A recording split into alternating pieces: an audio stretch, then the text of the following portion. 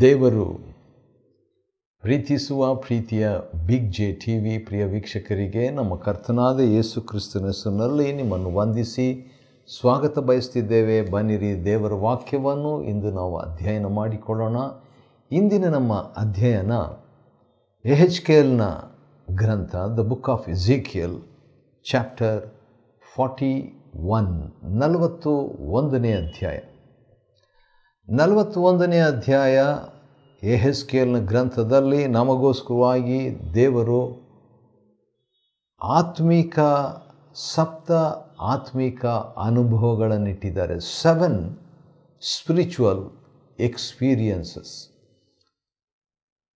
ಆತ್ಮಿಕವಾದ ಸಪ್ತ ಅನುಭವಗಳು, 7 spiritual experiences. ಈ ಒಂದು 7 ಅನುಭವಗಳು, ಆತ್ಮಿಕವಾದ ಅನುಭವಗಳು, ಒಂದೊಂದಾಗಿ ಇದನ್ನು ನಾವು ನೋಡಿಕೊಳ್ಳೋಣ, ಅದರಿಂದ ಆತ್ಮಿಕ ಪ್ರಯೋಜನ ಪಡ್ಕೊಳ್ಳೋಣ. ಎಹೆಜ್ಕೇಲ್ ಗ್ರಂಥ 41ನೇ ಅಧ್ಯಾಯ.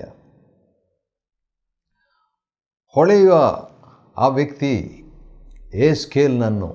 ಎಹೆಜ್ಕೇಲ ಅಂತ ಹೇಳಿದರೆ ಅದರ ಅರ್ಥ ದೇವರು ಬಲಪಡಿಸುವ, ಗಾಡ್ ವಿಲ್ ಸ್ಟ್ರೆಂಥನ್.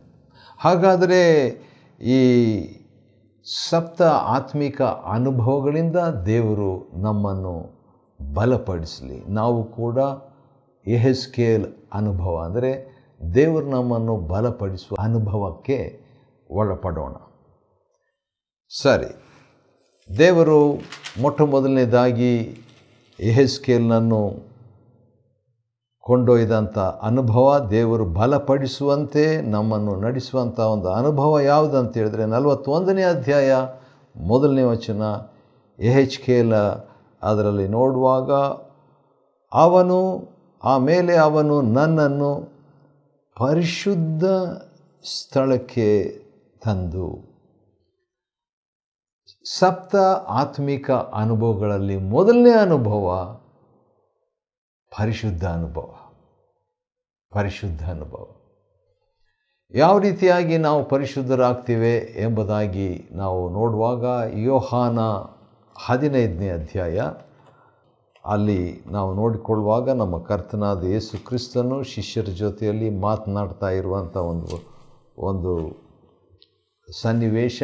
ಅದರಲ್ಲಿ 15ನೇ ಅಧ್ಯಾಯ ಯೇಸು ಕರ್ತನು ಮಾತನಾಡ್ತಾ 3ನೇ ವಚನದಲ್ಲಿ ಹೇಳಿದ ಮಾತು ಈ ರೀತಿಯಾಗಿದೆ. ಯೋಹಾನ 15:3, ನಾನು ನಿಮಗೆ ಹೇಳಿದ ವಾಕ್ಯದ ದೆಸೆಯಿಂದ ಈಗ ಶುದ್ಧರಾಗಿದ್ದೀರಿ. ಹಾಗಾದರೆ ಪರಿಶುದ್ಧ ಅನುಭವ ಯಾವಾಗ ನಮಗಾಗ್ತದೆ? ವಾಕ್ಯದಿಂದ ನಮ್ಮನ್ನು ಶುದ್ಧಿ ಮಾಡಿಕೊಳ್ಳುವಾಗ, ವಾಕ್ಯ ಕೇಳಿಸ್ಕೊಳ್ಳುವಾಗಲೇ ಶುದ್ಧವಾಗಿಬಿಡ್ತದೆ. ಕೆಲವು ಸಾರಿ ನನ್ನ ಅನುಭವ ಅದು. ವಾಕ್ಯ ನಮ್ಮನ್ನು ತೊಳೆಯುವಂಥ ವಾಕ್ಯ ಆಗಿದೆ, ಶುಚಿ ಮಾಡುವಂಥ ವಾಕ್ಯ ಆಗಿದೆ. ಮೊಟ್ಟ ಮೊದಲನೇದಾಗಿ ಯಾರಾದರೂ ಯೇಸು ಕ್ರಿಸ್ತನ ಕಡೆಗೆ ಬಯಸುವುದಾದರೆ ಅಂಥವರಿಗೆ ಇನ್ನೊಂದು ಅನುಭವ ಅಥವಾ ಒಂದೇ ಅನುಭವ ಇದು. ಆ ವಾಕ್ಯ ಕೇಳಿಕೊಂಡಿರುವಾಗ ನಮಗೆ ದೇವರು ಕೊಡುವಂಥ ಇನ್ನೊಂದು ಅನುಭವ ಈ ರೀತಿಯಾಗಿದೆ. 9ನೇ ಅಧ್ಯಾಯ ಇಬ್ರಿಯರಿಗೆ ಬರೆದ ಪತ್ರಿಕೆ, ಅದರಲ್ಲಿ 13ನೇ ವಚನ ಈ ರೀತಿಯಾಗಿದೆ. ಅದೇನೆಂದರೆ,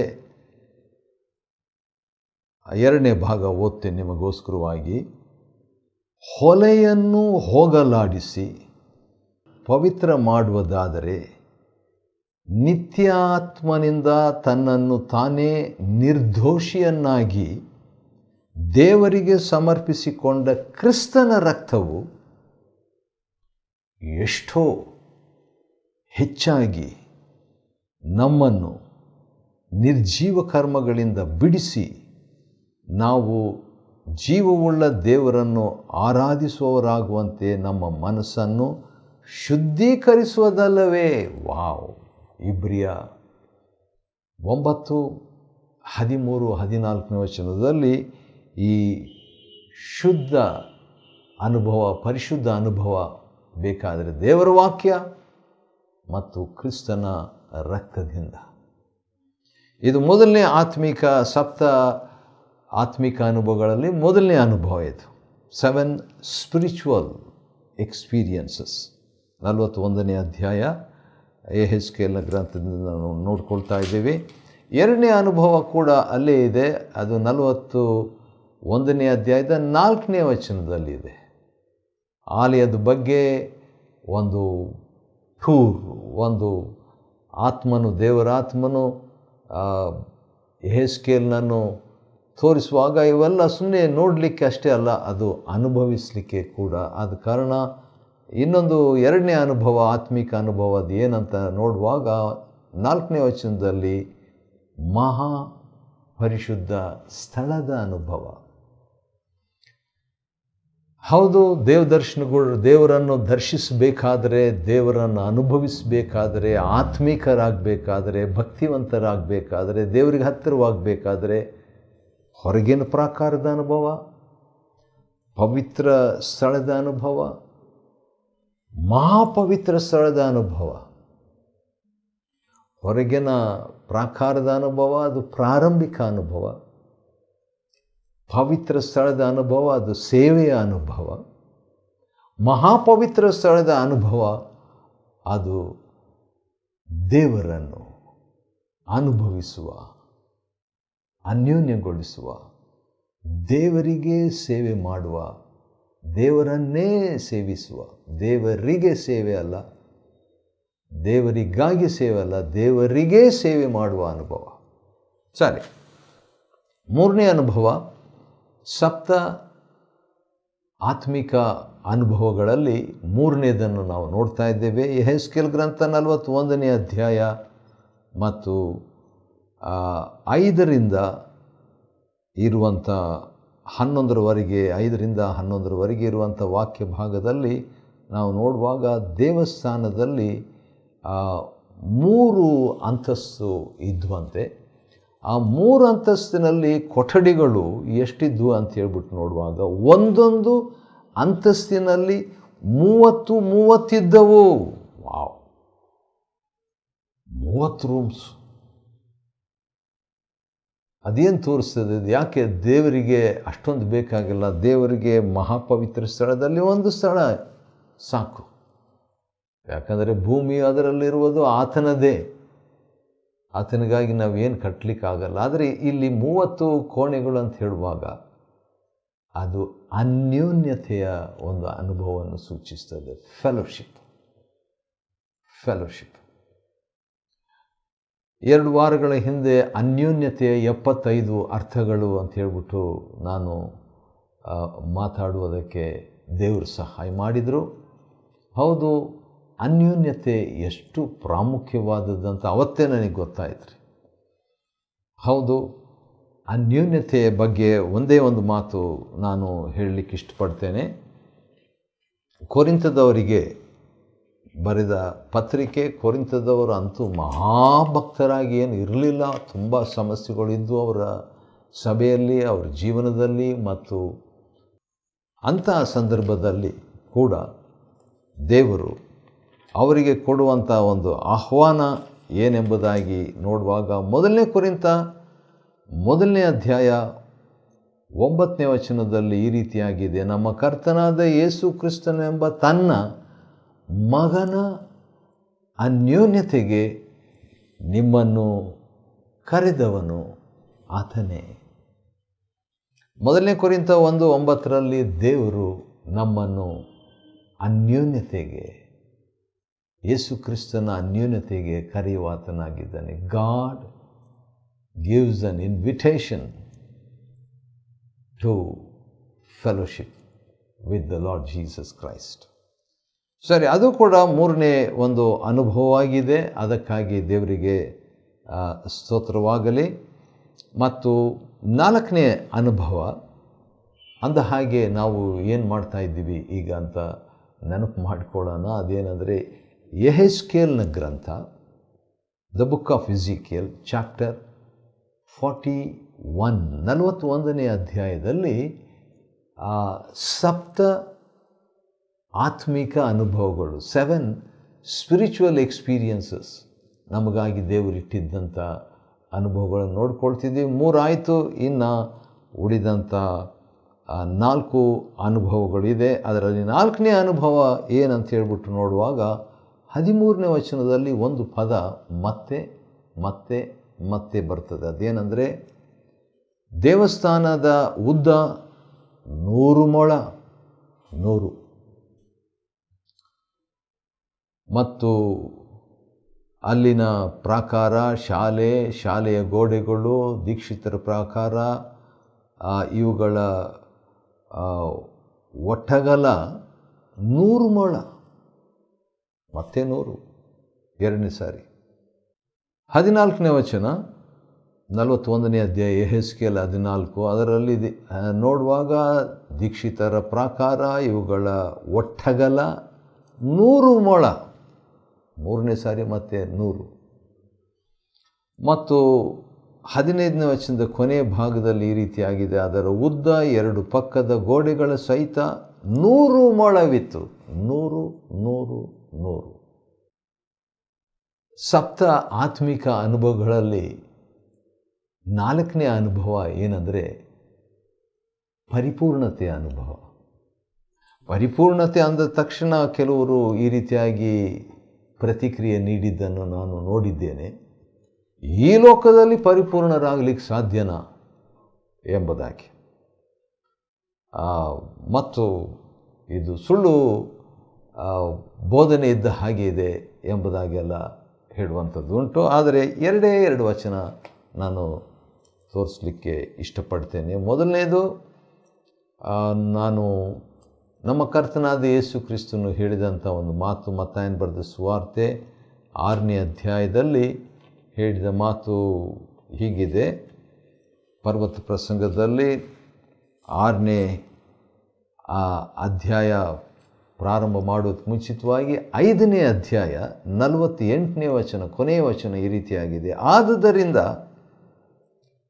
ಪರಲೋಕದಲ್ಲಿರುವ ನಿಮ್ಮ ತಂದೆಯು, ಮತ್ತಾಯ 5:48, ಪರಲೋಕದಲ್ಲಿರುವ ನಿಮ್ಮ ತಂದೆಯು ಯಾವ ದೋಷವೂ ಇಲ್ಲದವನಾಗಿರುವಂತೆ ನೀವು ದೋಷವಿಲ್ಲದವರಾಗಿರ್ರಿ. ಸಾಧ್ಯನಾ? ಸಾಧ್ಯ ಇಲ್ಲದಂಥದ್ದನ್ನು ನಮ್ಮ ಕರ್ತನಾದ ಯೇಸು ಕ್ರಿಸ್ತನು ಹೇಳುವುದುಂಟೇ? ಇಲ್ಲ, ಸಾಧ್ಯ. ಆದರೆ ಒಂದು ದಿನದಲ್ಲಿ ಅಥವಾ ಒಂದು ವಾರದಲ್ಲಿ, ಒಂದು ತಿಂಗಳಿನಲ್ಲಿ, ಒಂದು ವರ್ಷದಲ್ಲಿ ಬರುವಂಥದ್ದಲ್ಲ.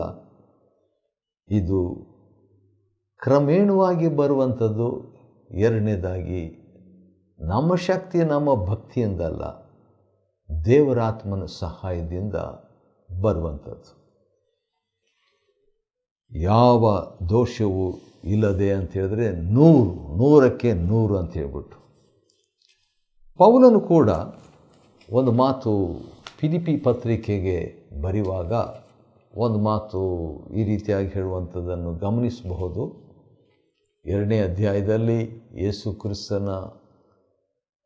ಕ್ರಿಸ್ತನಲ್ಲಿದ್ದ ಮನಸ್ಸು, ಕ್ರಿಸ್ತ ಯೇಸುವಿನಲ್ಲಿದ್ದ ಮನಸ್ಸು ನಿಮ್ಮಲ್ಲಿಯೂ ಇರಲಿ ಎಂಬುದಾಗಿ ಹೇಳಿಬಿಟ್ಟು 3ನೇ ಅಧ್ಯಾಯಕ್ಕೆ ಪೌಲನು ಬಂದಾಗ ಒಂದು ಮಾತು ಹೇಳುವಂಥದ್ದು ಬಹಳ ಚೆನ್ನಾಗಿದೆ, ನನಗಿಷ್ಟ. ಅದು ನೋಡೋಣ ಏನಿದೆ ಅಂತ ಹೇಳ್ಬಿಟ್ಟು. 3ನೇ ಅಧ್ಯಾಯ ಮತ್ತು 15ನೇ ವಚನದಲ್ಲಿ ನಮ್ಮಲ್ಲಿ ಪ್ರವೀಣರಾದವರು, ವಾವ್, ಅಂದರೆ ನಮ್ಮಲ್ಲಿ 100ಕ್ಕೆ 100 ಮಾರ್ಕ್ಸ್ ತಕ್ಕೊಂಡವರು, ಪ್ರವೀಣರಾದವರು ನಮ್ಮಲ್ಲಿ ಅಂತ ಹೇಳುವಾಗ ಪೌಲನ್ನು ತನ್ನನ್ನು ಒಳಪಡಿಸಿಕೊಂಡು ಅದೇ ಸಂದರ್ಭದಲ್ಲಿ ಇನ್ನೂ ಕೆಲವರು ಇದ್ದಾರೆ. ಯಾಕಂದರೆ ತಿಮೋತಿಯನು ಕೂಡ ಆ ರೀತಿಯಾಗಿದ್ನಲ್ಲ. ಯಾಕಂದರೆ ತಿಮೋತಿಯನ ಬಗ್ಗೆ 2ನೇ ಅಧ್ಯಾಯದಲ್ಲಿ ಫಿಲಿಪ್ಪಿ 2:21 ನೋಡುವಾಗ 20ನೇ ವಚನ, ಅವನ ಹಾಗೆ ನಿಮ್ಮ ಕಾರ್ಯಗಳನ್ನು ಕುರಿತು ಯಥಾರ್ಥವಾಗಿ ಚಿಂತಿಸುವವರು ನನ್ನ ಬಳಿಗೆ ಬೇರೆ ಯಾರೂ ಇಲ್ಲ. ಹಾಗಾದರೆ ಬೇರೆಯವರು ಹೇಗಿದ್ದರು? 21ನೇ ವಚನ, ಎಲ್ಲರೂ ಸ್ವಕಾರ್ಯಗಳ ಮೇಲೆ ಮನಸ್ಸಿಡುತ್ತಾರೆಯೇ ಹೊರತು ಯೇಸು ಕ್ರಿಸ್ತನ ಕಾರ್ಯಗಳ ಮೇಲೆ ಮನಸ್ಸಿಡುವುದಿಲ್ಲ. ಹಾಗಾದರೆ ತಿಮೋತಿಯನು ನಿಸ್ವಾರ್ಥಿ. ಹಾಗಾದರೆ 100 ಮಾರ್ಕ್ಸ್. ಬೇರೆಯವರು ಎಲ್ರಿಗೂ 100 ಮಾರ್ಕ್ಸ್ ಇಲ್ಲ, ತಿಮೋತಿಯನಿಗೆ ಸಿಕ್ಬಿಡ್ತು. ಆದ ಕಾರಣ 15ನೇ ವಚನ 3:15, ನಮ್ಮಲ್ಲಿ ಪ್ರವೀಣರಾದವರು ಇದೇ ಅಭಿಪ್ರಾಯ ಉಳ್ಳವರಾಗಿರೋಣ. 4ನೇ ಅನುಭವ ಪರಿಪೂರ್ಣತೆಯ ಅನುಭವ. ಹೌದು, ಅಂದರೆ ಇನ್ನೊಂದು ರೀತಿಯಿಂದ ಅದನ್ನು ಸ್ಪಷ್ಟಪಡಿಸಬೇಕಾದ್ರೆ ನಮ್ಮ ಮನಸ್ಸಾಕ್ಷಿಗೆ ವಿರುದ್ಧವಾದದ್ದು ನಾವು ಮಾಡದೇ ಇರುವುದು, ಮಾಡಿದರೂ ಸರಿಪಡಿಸಿಕೊಳ್ಳುವುದೇ ಪರಿಪೂರ್ಣತೆಯ ಅನುಭವ. 5ನೇದಾಗಿ ಯೆಹೆಜ್ಕೇಲ್ 41ನೇ ಅಧ್ಯಾಯದಲ್ಲಿ ನಾವು ನೋಡಿಕೊಳ್ಳುವಂಥ ಸಂಗತಿ 7 ಆತ್ಮಿಕ ಅನುಭವಗಳು, 7 ಸ್ಪಿರಿಚುವಲ್ ಎಕ್ಸ್ಪೀರಿಯನ್ಸಸ್. 5ನೇದಾಗಿ 17ನೇ ವಚನದಲ್ಲಿ ಸುತ್ತಮುತ್ತಲೂ ಹಲಿಗೆಗಳು ಆಲಯದಲ್ಲಿ ಹೇಗಿದ್ವು ಅಂದರೆ ಚೌಕವಾಗಿ ಹೊದಿಸಲ್ಪಟ್ಟಿದ್ದು. ಚೌಕ ಅಂತ ಹೇಳುವಾಗ 4 ಕಡೆ ಆಪೋಸಿಟ್ ಆಗಿರುವಂಥದ್ದು. ಇದು ಹೇಗಿದೆಯೋ ಹಾಗೇನೇ ಇದು ಕೂಡ, ಇದು ಎಷ್ಟು ಅಗಲ ಇದೆಯೋ ಹಾಗೇನೇ ಇದೆ. ಹೊರಗಿನ ಜೀವ, ಒಳಗಿನ ಜೀವಿತ, ಹೊರಗಿನ ಜೀವಿತ, ಒಳಗಿನ ಜೀವಿತ ಎರಡೂ ಸಮ.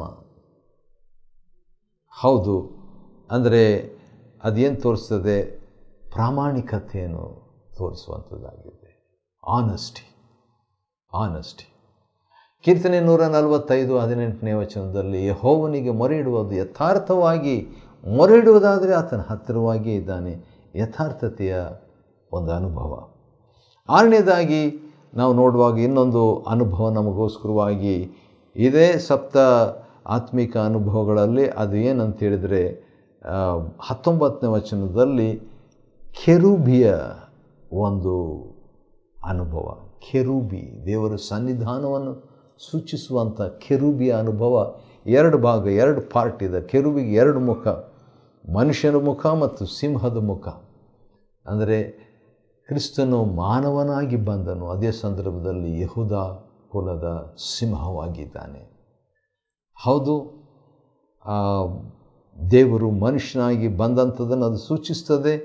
ಅದೇ ಸಂದರ್ಭದಲ್ಲಿ ನಮ್ಮ ಮಾನವೀಯತೆಯನ್ನು ಮತ್ತು ಅದೇ ಸಂದರ್ಭದಲ್ಲಿ ನಮ್ಮ ಅರಸುತನವನ್ನು ಅದು ಸೂಚಿಸುವಂಥ ಒಂದು ಅನುಭವ. ಕೊನೆಯದಾಗಿ ಇನ್ನೊಂದು ಅನುಭವ ಇದೆ. ಅದೇನಂತ ಹೇಳಿದ್ರೆ 22ನೇ ವಚನ 41ನೇ ಅಧ್ಯಾಯ ಯೆಹೆಜ್ಕೇಲ್ ಗ್ರಂಥದಲ್ಲಿ, ಇದು ಯೆಹೋವನ ಸಮ್ಮುಖದ ಮೇಜು ಅಂತ ಹೇಳುವಾಗ ಅನ್ಯೋನ್ಯತೆಯ ಅನುಭವ.